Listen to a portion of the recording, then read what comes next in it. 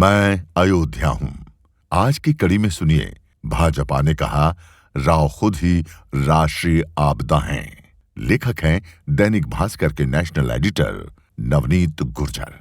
प्रधानमंत्री नरसिंह राव मंदिर आंदोलन को बिखेरना भी चाहते थे और इसमें ज्यादा से ज्यादा समय भी लगाना चाहते थे, लेकिन योजना में कामयाबी न मिलने पर वे हताशा की तरफ बढ़ने लगे। मंदिर आंदोलन से जुड़े नेताओं और संतों को चिढ़ाने के लिए उन्होंने विवादित ढांचे को मस्जिद कहना शुरू कर दिया। पहले लोकसभा में कहा और बाद में 27 जुलाई 1992 को राज्यसभा में भी, जबकि प्रधानमंत्री दफ्तर में नरेश चंद्रा की अगुवाई में बने विशेष प्रकोष्ठ ने ये साक्ष्य जुटा लिए थे कि विवादित ढांचा मंदिर को तोड़कर ही बनाया गया था। सरकार को लगा कि ये साक्ष्य सार्वजनिक करना ठीक नहीं है, लिहाजा सबूतों को रोक लिया गया। माना जाता था कि राव और भाजपा नेताओं के बीच एक अलग तरह की समझ थी। खासकर आर्थिक मोर्चों पर भाजपा ने राव और उनकी सरकार का भरपूर सहयोग किया। जुलाई 1992 की शुरुआत में राव ने भाजपा नेताओं से बातचीत भी की थी। अक्टूबर आते आते राव ने भाजपा से दूरी बना ली। इसके पीछे राजनीतिक वजह भी हो सकती थी। इस वजह का नाम शायद अर्जुन सिंह था। वे नाम लिए बिना राव पर लगातार हमले कर रहे थे। उनका आरोप था कि नरसिंह राव भाजपा नेताओं के प्रति नरम हैं। इस बीच भाजपा भी नरसिंह राव के खिलाफ हमलावर होने लगी। जिन लाल कृष्ण आडवाणी ने नरसिंह राव को लाल बहादुर शास्त्री के बाद सबसे काबिल प्रधानमंत्री बताया था, वे ही आडवाणी उन्हीं राव को नाकाबिल बताकर इस्तीफा मांगने लगे। फिर 6 नवंबर 1992 को भाजपा ने यह ऑफिशियल बयान दिया कि नरसिंह राव देश के लिए राष्ट्रीय आपदा हैं और इस आपदा को गिरा देना चाहिए।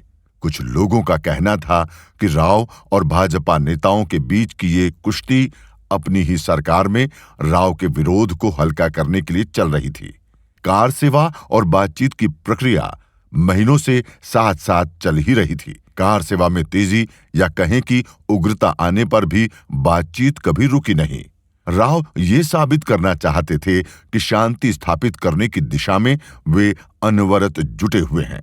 23 नवंबर 1992 को राष्ट्रीय एकता परिषद ने कार सेवा से निपटने के सारे अधिकार प्रधानमंत्री को दे दिए।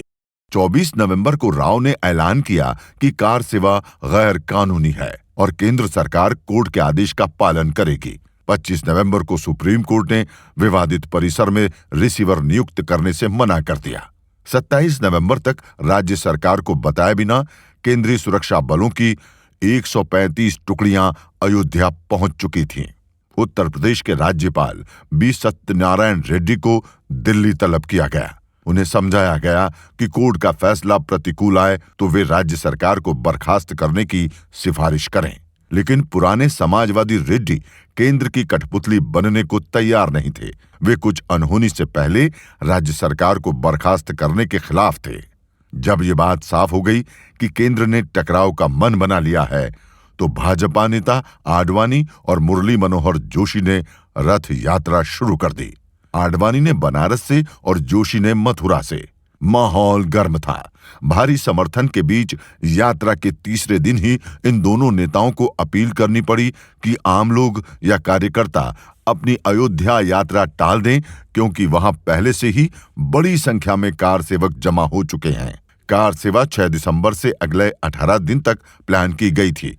कल्याण सिंह सरकार की बर्खास्तगी की आशंका के कारण 4 दिसंबर तक 75,000 कार सेवक अयोध्या आ चुके थे। विहिप ने भी अपील की कि जो कार सेवक जहां हैं वहीं रुक जाएं। अयोध्या में अब ज्यादा लोगों की जरूरत नहीं है। फिर भी लोग आते रहे। आज के अंक में इतना ही। कल सुनिए 6 दिसंबर का वो दिन जब बाबरी ध्वस्त हुई।